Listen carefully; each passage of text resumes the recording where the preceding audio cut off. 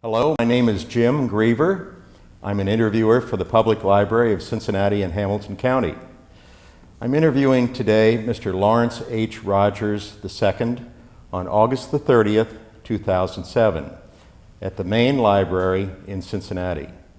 Our camera operator today is Dennis Daly, and also present today is Mr. Lawrence H. Rogers III, known as Trip. Bud, why don't you give us some background on where you were when the war was about to start, and take it from there. Jim, my military career started in September 1939 when I entered Princeton University. And to my mother's absolute horror, I showed up the following week with an ROTC uniform on. And the reason for this was that Franklin Roosevelt, whom my father hated, and I seemed to be the only two people who thought that Hitler was going to rule the world unless we did something about it. And I was absolutely bound and determined that I was going to go into the military and see to it that somebody got rid of Hitler, because that's how strongly I felt about what he was doing at that time.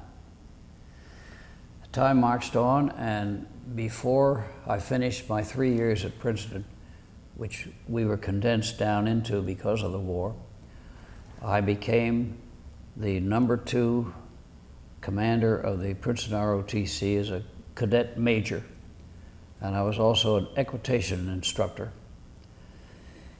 And I won the General Frederick Osborne Memorial Sabre for being the #1 in the class of 1943 ROTC.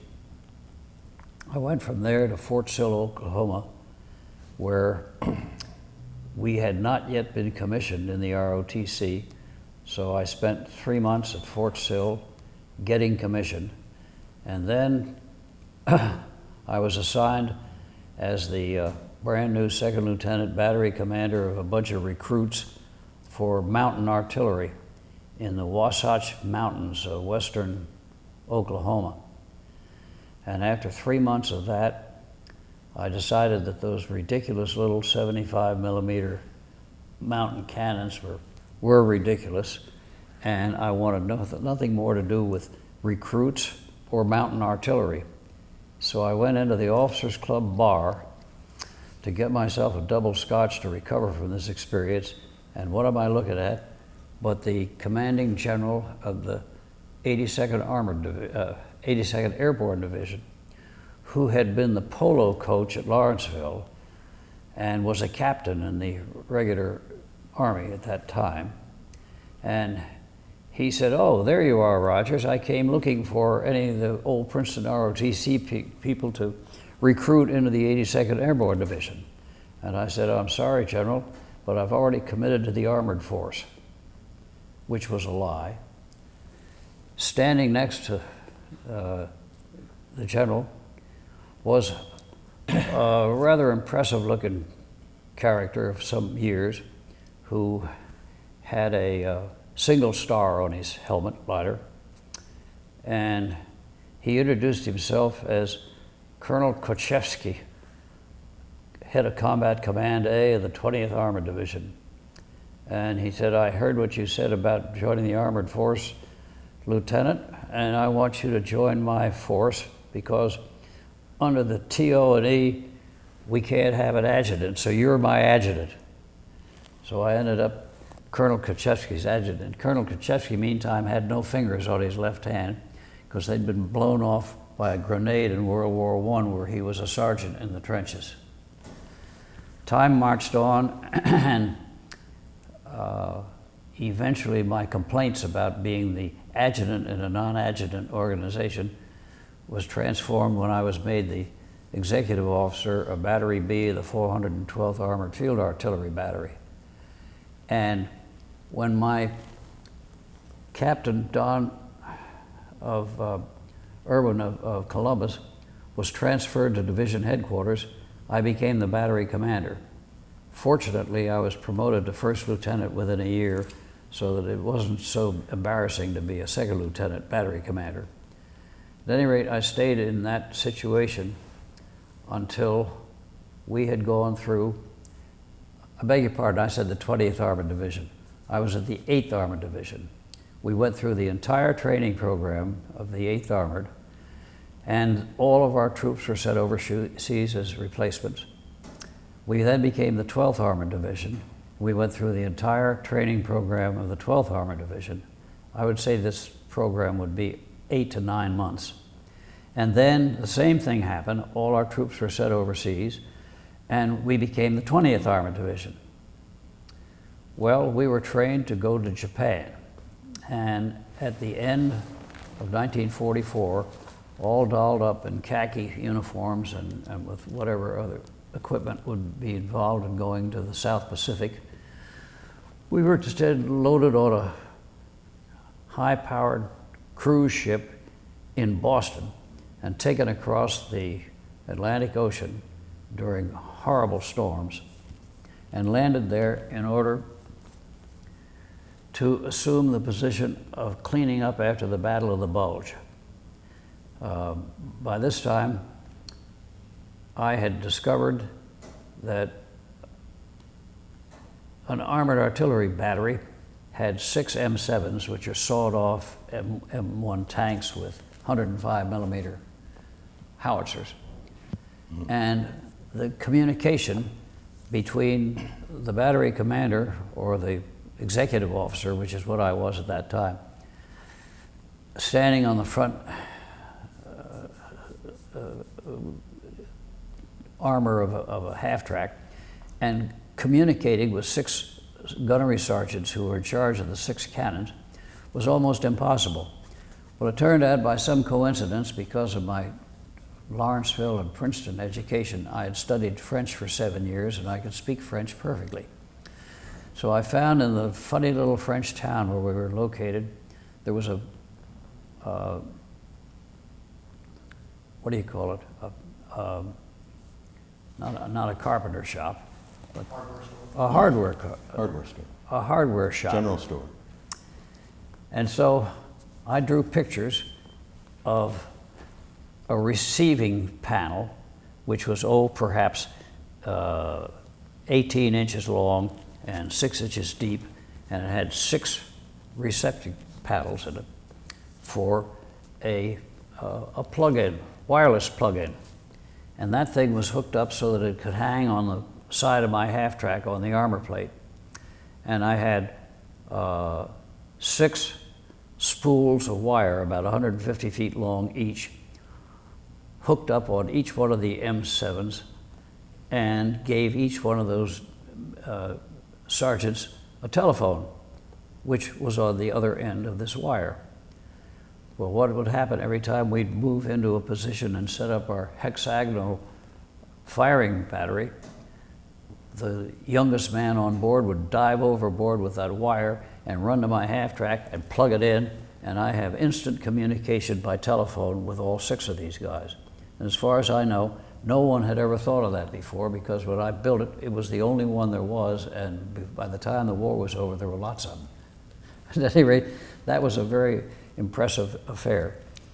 We were given a lot of time to meander up into Germany, and we didn't have much action until we got to the Rhine River.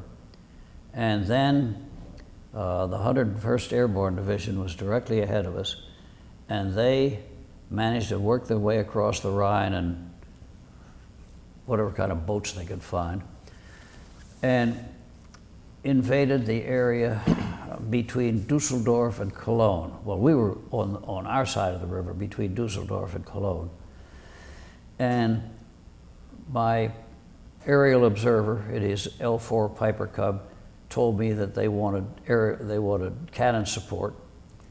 And by this time, what I had learned at the Princeton ROTC about time fuses had been surpassed by proximity fuses, which meant that you could put one of these fuses on the 105 shell, and when it got within 15 yards of the ground, it would automatically go off. So we spent the next week bombarding the German troop areas with these explosive air bursts in order to protect the 101st Airborne fellows who were fighting them on the ground. About a week after this, everybody is all dug in, and I had picked a spot which caused all my soldiers to complain because when they dug foxholes, they got filled with water. And the reason for this was that I had a hill in front of me and a hill in back of me, and I knew that the Germans used these 120, 150 millimeter rifle guns that had a flat trajectory.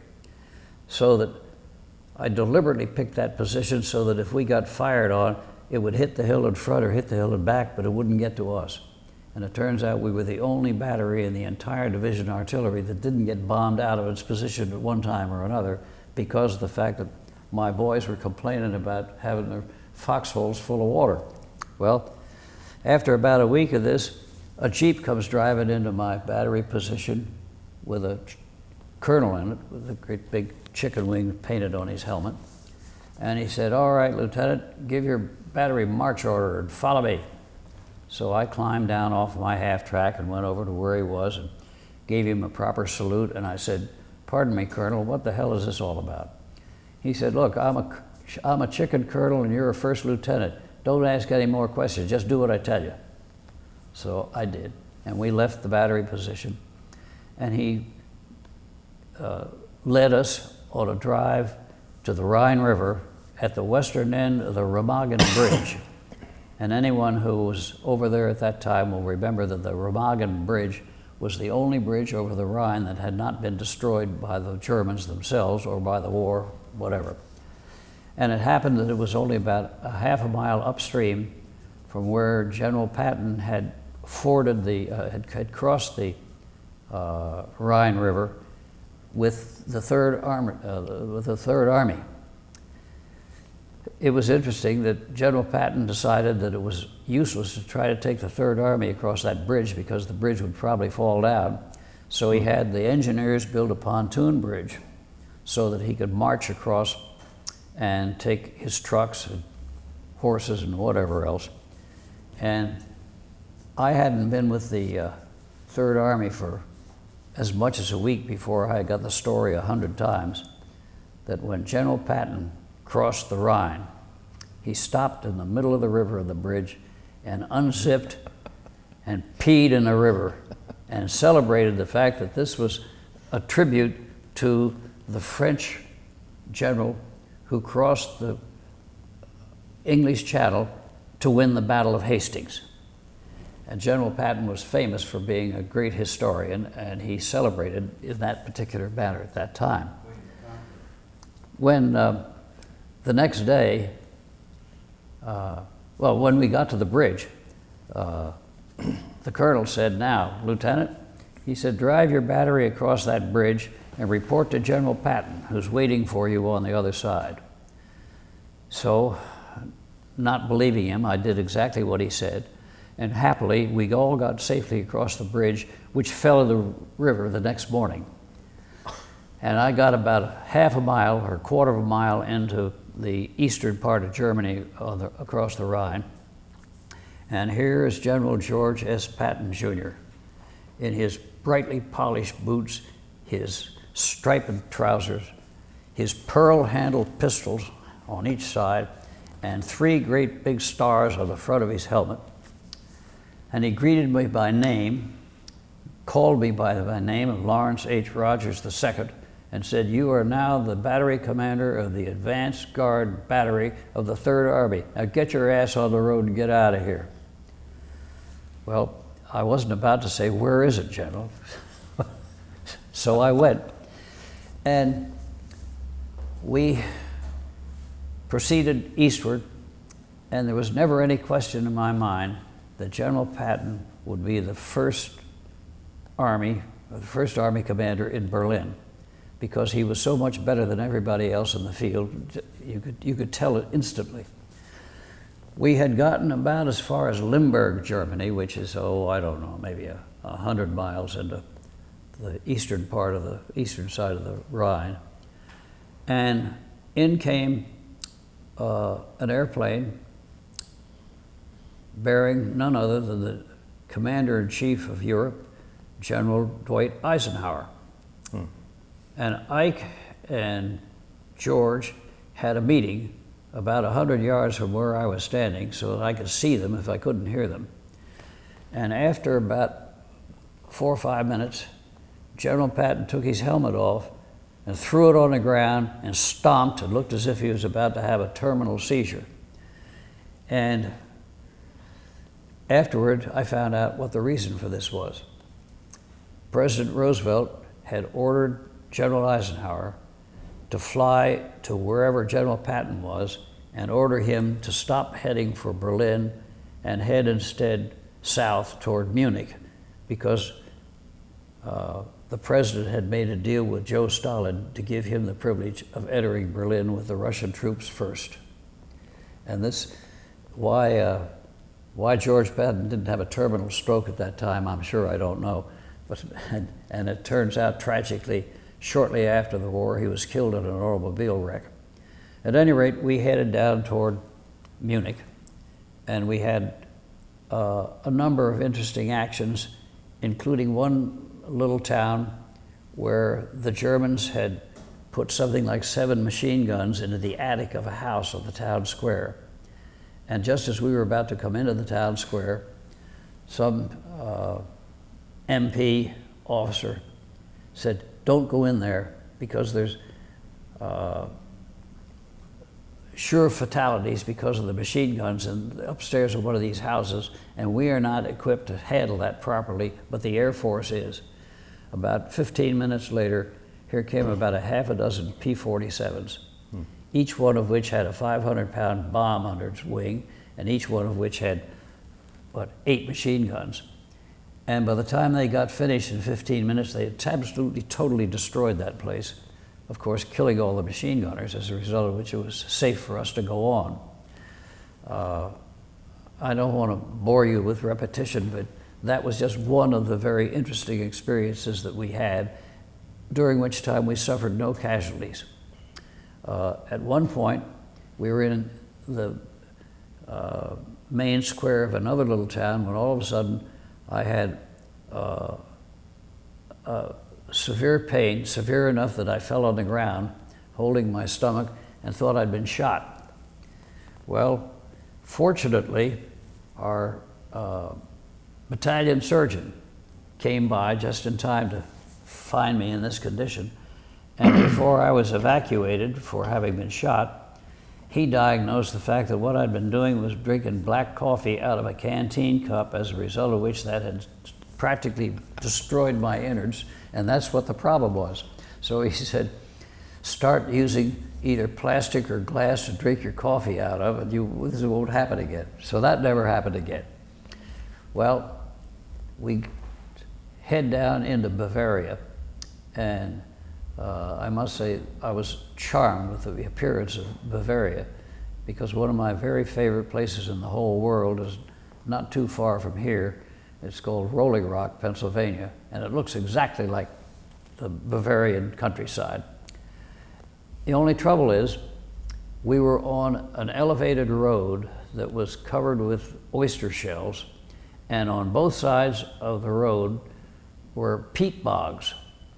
And yesterday morning I had noticed that someone had driven a half-track off the road, and it was almost sunk completely out of sight in that wet ground. So therefore, I couldn't possibly get off the ground. Yeah.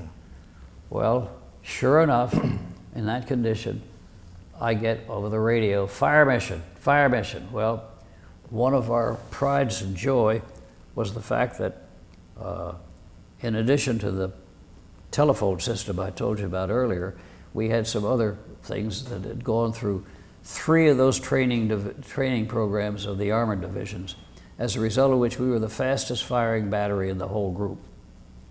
Usually when I got fire mission, we would head off the road, set up our hexagonal position, and within less than a minute, I'd have a shot in the air to start the business of figuring out what we're shooting at.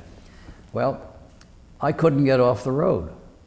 There's no way in the world that I could do that. And with 6 M7s in a row, back to back, on a narrow little elevated highway, there was no way I could respond. So before long, there's a colonel on the thing wanting to know how soon I want to be court-martialed and sent away somewhere, because of the fact that 3 or 4 minutes had gone by. It seemed to me like a half an hour by that time. Finally, we come to a place where there's a huge stone wall, beautifully whitewashed. And in it was a great big wooden gate that was beautifully green painted. It couldn't be more beautiful. So I kicked my half-track driver, T5 Kirtland by name. I kicked him in the shoulder and I said, drive through that gate, just smash through it. So the Jeep that was in front of us got out of the way and we smashed through the gate. And all of a sudden I'm looking at a parade ground. It was perfectly beautiful. We're in, I guess May or June, and the grass is beautiful, the parade ground is lovely, and we're only about 6 miles from Munich, and I got the instructions from my L4 Piper Cub observer, and so I get a shot off, and the colonel comes on and grumpily says it's about goddamn time. And so we fired, and we fired, and we fired. And happily we had not only the ammunition that was in the M7 itself, but each one of those 6 had a great big trailer that was, I'd say maybe 8 feet square and 4 feet high, loaded with a couple of 100 shells each. So we had a lot of ammunition. Well, we needed a lot of ammunition because General Patton's advance guard had run into the German equivalent of Fort Knox, their armored school. And so all hell was breaking loose, and they needed all the ammunition, all the artillery help they could get. And fortunately, we had an unlimited supply of those proximity fuse cones and enough ammunition. And we had been firing for, I suppose, half an hour, when all of a sudden, here comes a German field marshal in full regalia, the scarlet pants and the polished boots and the whole 9 yards. And he has with him an SS colonel and about a half a dozen of these SS guys in the black things with the skull and crossbone on them, and a battery of armed guard of maybe a dozen soldiers with rifles with bayonets on them. And they march up in perfect position right alongside of my half-track. And so I turn around to look at them, and the field marshal gives me a perfect West Point salute this way, and says in perfect New York style English, Lieutenant, I am here to surrender myself and my staff to you. And I said, if he hadn't been so punctilious, I might have answered him with profanity of some kind. But as it was, he was so absolutely up to the point of punctiliousness that I said, Field Marshal, I beg to differ, but I'm the battery commander of the advance guard of General Patton's army, and I'm under orders to do exactly what he orders me to do, so there's no way I could accept your surrender. Those people stood there at rigid attention for another 2 hours before we got cease firing and march order. And the cease firing and march order was such that we just left, and I never saw those people again. But before we left, I called division headquarters and said, I have been offered the surrender of the garrison of whatever this place is that we're in, and it's got all kinds of brick buildings and smokestacks and God knows what, so I don't even know what it is. But I can't accept the surrender because I have to follow the army, or I have to follow the advance guard and continue to give them artillery support. Well, by a strange coincidence, the Jeep that drove in to my battery position there was driven by Don Hurd, who was a classmate of mine at Princeton and was in the Princeton ROTC, and he was in the S2 of the division headquarters, the intelligence department.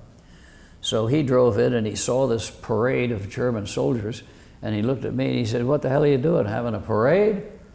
And I said, "No, we're just finishing a firing exercise, and these people have offered to surrender to me, but I don't know who they are." Well, he said, "I'll be right back." So he drove down, and he came back in about 15 minutes. And he said, "What all those brick buildings are is the basis of the Dachau concentration camp. And those 7 chimneys are over the ovens where they've been baking Russian prisoners, gypsies, Jews, and anybody else they want to get rid of, because it turns out they're killing so many 100,000 people in this place that they didn't have any place to bury them, so they're turning them into dust instead and spraying the dust all over Bavaria." Well, that's as close as I got to it, and I left because we were ordered to go back into town, to the village of Dachau. Now, the town of Dachau is in the northwestern suburbs of Munich, and ordinarily would have had a population of about 10,000. The population at this time was more like 6,000 or 7,000, because there wasn't anybody above the age of 8 or under the age of 50 who was there, a male, because they were all in Russian prison camps or somewhere else. But there were a bunch of little boys, and there were a bunch of old men, and there were a bunch of sex-starved ladies, because we were ordered to stop in the main street of Dachau and wait until tomorrow morning for orders to go on. At which point, all the houses emptied of all the local ladies, and they brought out sandwiches and the local equivalent of Coca-Cola and whatever. And the next thing I know, my 3 master sergeants and my 2 other lieutenants and I are standing there watching as all of our troops disappeared into the houses, and there wasn't really a damn thing we could do about it. So what we did instead was we took our almost empty ammunition truck and hung out a green lantern on it. And I suppose you know what the green lantern was. It was the place where, when the boys came out of the houses, they would get checked out to see to it that they hadn't caught anything. Huh. And that went on all night. Well, the next day, we headed off, and we got to a perfectly beautiful lake halfway between Munich and Salzburg. And we took a little time off and went yachting on a lake in a great big fancy looking steamboat, and then got back on and headed for Salzburg, which is on the other side of the Salzach River from Bavaria. And there was a huge suspension bridge there. Well, we no sooner get to the within range of that suspension bridge when Lloyd Burke, my Indiana forward observer, says that there's a German crew working to blow up the bridge up on the Austrian side. So, fortunately, we still had a good supply of proximity fuses. So I set up a routine where about every 30 seconds, one of the guns would fire one of these proximity fuses, and it would burst right over top of the east end of the bridge, as a result of which it drove the German fireworks people, the destroyers away. Well, lo and behold, here comes my old friend the colonel, the same one. And he arrives up and he says, "What the hell are you doing, Lieutenant?" I said, "I'm trying to keep the Germans from blowing up that bridge." Well, he said, "That's the most ridiculous thing I've ever heard of." He said, "I hereby order you to destroy the bridge." I said, "Colonel, there's no way a 105 millimeter shell is going to destroy that bridge." Well, he said, "You got to prove it to me." So I called Sergeant Logue, my #1 gunner, or #1 gun captain, and I say, "Sergeant, I want you to put a shell right square in the middle of that bridge." Well, in no time flat, he fired one off, and you could see it go out there, and it landed right square in the middle of the thing, and boom, and it flew, the pieces flew off, and when the smoke cleared, there wasn't even a dent in the bridge.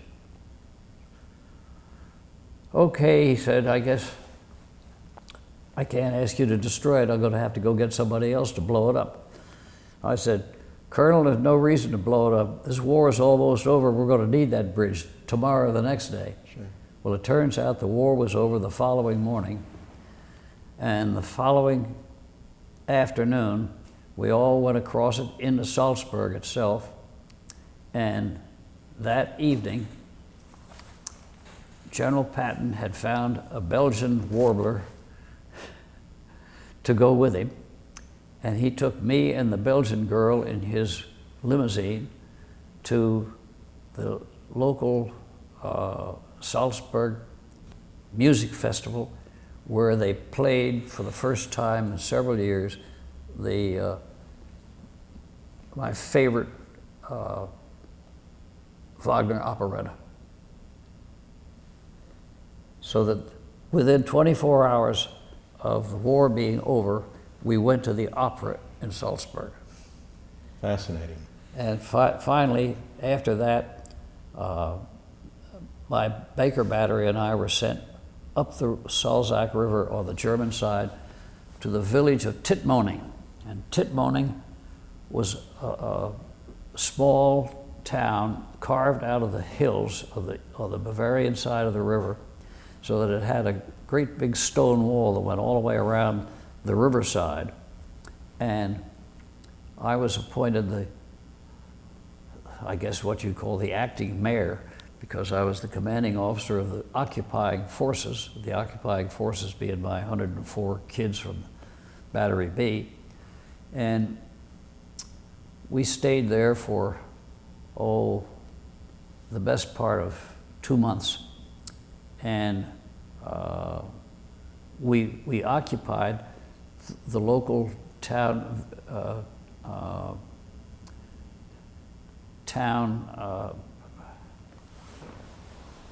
what do you call a bar room restaurant out on the cafe. Yeah, it was Beer stew. It was a cafe. Yeah. And so Sergeant Peretti and my other 2 master sergeants and my 2 lieutenants and I stayed upstairs in this cafe, and we used the downstairs bar room for our battery headquarters. And this worked out just fine until one day, here comes an Army car with 2 stars on the plate, and it's the division commander.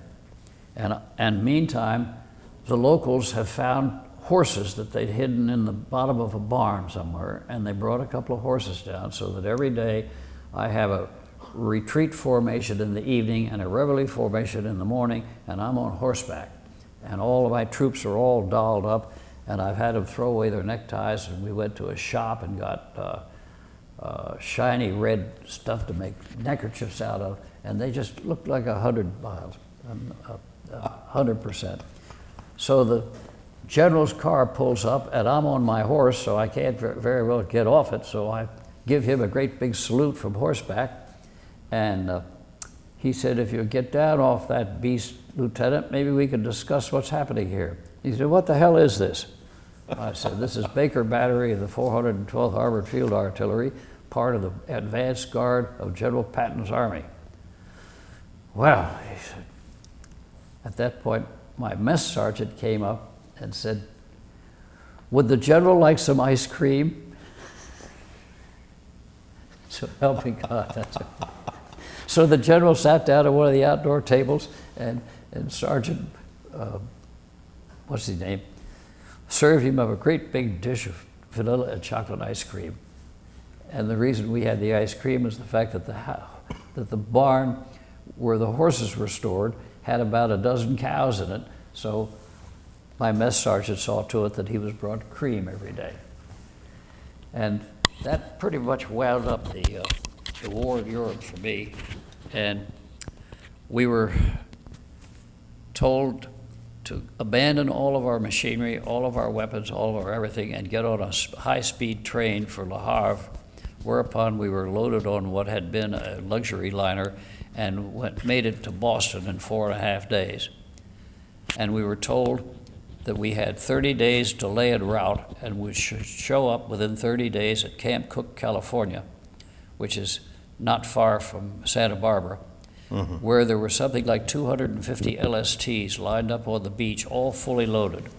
And the idea was the 20th Armored Division is going to steam 9,000 miles across the Pacific Ocean and attack Yokohama, anywhere from 9 to 12 times across the Pacific Ocean to refuel and refeed. And half of my troops were sick on the great big ocean liner when we crossed the Atlantic Ocean, and we would never have survived going 9,000 miles across the Pacific Ocean. But thank God for Harry Truman. He dropped 2 atom bombs on Nagasaki and whatever the other place was. Russia. Yeah.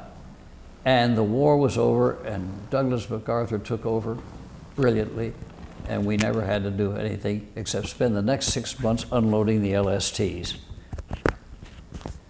At the end of which time, my child bride announced that she was pregnant, and we went home and had a baby. And that was the end of the war.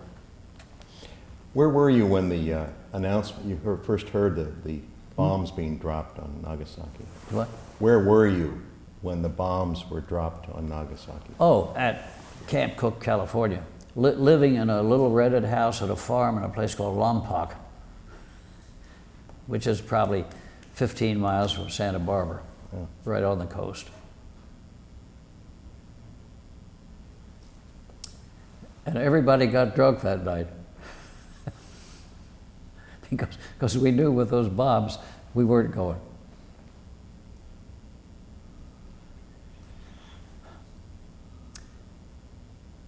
I think probably the biggest regret I have from that whole thing was the fact that George Patton was killed in an automobile wreck. Mm-hmm. And he was a great man, no question about it. And I was privileged to get to know him. Spent the evening with him in Salzburg. Yeah, absolutely. Well, I'd seen him a couple of dozen times before that because he was always in and out of his troops. He was just a brilliant field commander. And there was never any question in my mind that if Roosevelt had left him alone, he'd have beaten the Russians into Berlin by 6 months. Where did your relationship with Susan start and continue during the war? Oh, well, that's interesting. I was already in uniform as the cadet major of the ROTC at Princeton when I went home to Mantoloking, New Jersey for a weekend in June of '42. Mm-hmm. And my father was a Superior Court justice, and he finished a whole week of courtroom stuff, and he came home about the same time I did, and so I mixed him a double scotch on the rocks, which was routine for Friday evening. And he said, "You're going to Philadelphia to the Slaymaker debutante party tomorrow night, aren't you?" And I said, "Hell no, why would I go to a debutante party? I've been to 100 of them, in Montclair and New York and Long Island and Philadelphia and blah, blah, blah." Well, he said, "The debutante is the daughter of my oldest and dearest friend, his roommate in the class of 1914 at Princeton, Sam Slaymaker." And he said, "You will go." Well, he and I sat up till 4:30 that morning and drank a whole bottle of scotch, and I could still see my mother in her nightgown coming downstairs saying, "If you two drunks don't shut up and go to bed, I'm going to call the police." So 10 o'clock in the morning, I'm on the slow and dirty from Manasquan, New Jersey to North Philadelphia with the worst hangover in history, all dolled up in my best uniform. And I get to this party at Ithan, PA. And Ithan is the main line of Philadelphia, out the western suburbs, where Shipley School was about 3 miles away. And my child bride had graduated from Shipley School yesterday, as had 4 other girls. So here at the Slaymaker house is what looks like Ringling Brothers and Bailey's big top tent, covering 3 backyards. And it had a dance floor in it that must have been 100 feet square. And in the middle of that dance floor was a great big table for 8. and there were 4 gents and 4 ladies. Well, all 4 ladies had graduated from Shipley School yesterday. One of them was the debutante. One of them was the lady who married Malcolm Forbes, as a result of which the Forbes family are still dear friends of ours. The next one was Margaret Ann Craig, whose father owned the National Life and Accident of Nashville and the Grand Ole Opry. And the other one was Suzanne Hamilton Long of Huntington, West Virginia, whose family owned the newspapers there. And the 4 gents at the table, besides myself, were Sam Slaymaker Jr., the debutante's brother, and he was the stroke of the Princeton crew, and behind him was the number 7 oar, and next to him was the number 6 oar, and I was the coxswain, and it was the only undefeated crew in Princeton history. And we were only there for 3 years because we all went to war for the 4th year. So anyway, it occurred to me when I saw those 4 gentlemen there, if I hadn't gone to that party, it would have been a catastrophe. As it was, we were married 63 years ago last June, and we have 6 children, all of whom are married to their original spouses, 15 grandchildren, and 5 great-grandchildren. Does that answer your question? And what did she do while you were over in Europe? She went to Connecticut College, and I came home from Europe a month before her graduation, so they mailed her her diploma in California, and it said in absentia. And I always remember what her mother said, "Doesn't that look distinguished? It looks like Phi Beta Kappa."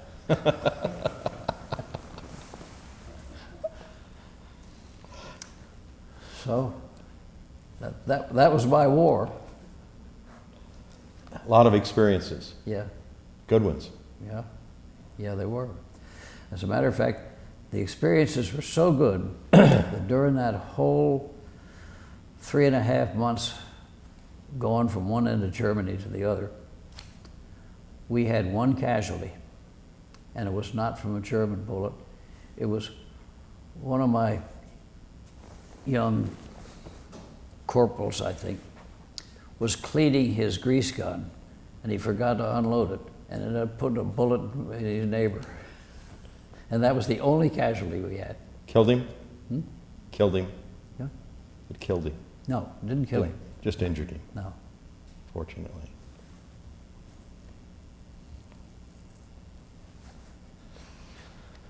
Did you feel pretty well supported by the United States citizens? No question.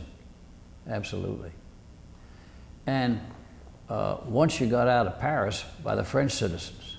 In fact, one of the reasons we went back to France for so much time was the fact that we made some friends of some elderly people in France who doted on us because of the fact that we saved them. And we had a perfectly marvelous time. But the further you got from Paris, the more they loved the United States. And I got the feeling that Paris is to France what New York City is to the United States. They're almost totally different. Yeah. Good comparison. Yeah. Well, I think even today they're still grateful. Mm-hmm. Oh, yeah. Of course, I don't think this fellow Chirac did anything to endear us to him. In fact, he was responsible for the importation of the huge Islamic population of France. And all he had to do was put his foot down and say, "No, you can't come." Yeah. But he didn't, so we got most of the Algerians and God knows how many Moroccans and you name it who tied the cat. And it was interesting,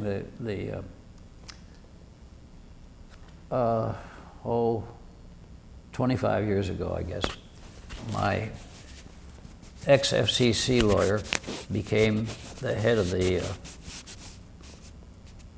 USIA, and he sent me to Africa to study the former French, British, and Belgian colonies and report back to him on how things were there.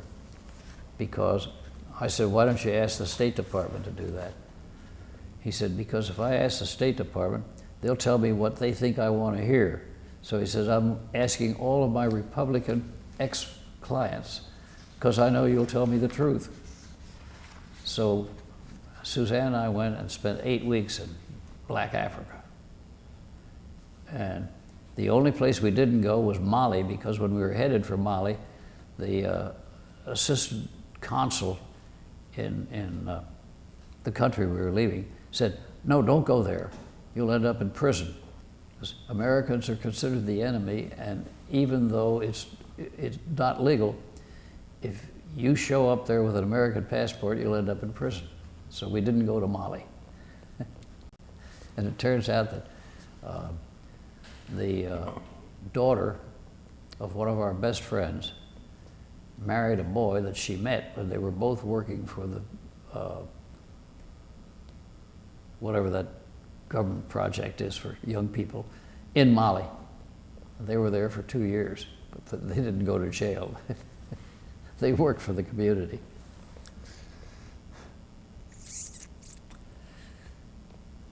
What we found was that the French colonies had been virtually incorporated into France, because every one of the French colonies had a member of the Senate and the legislature in France.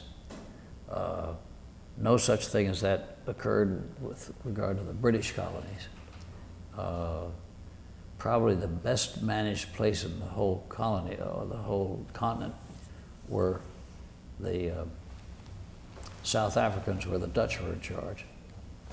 And the Belgian Congo was a disaster area. I guess because the Belgians had gone off and abandoned it, and the criminal characters took over. But it was an interesting experience. Well, you served your country extremely well. Yeah. Well, I'd say that's a privilege.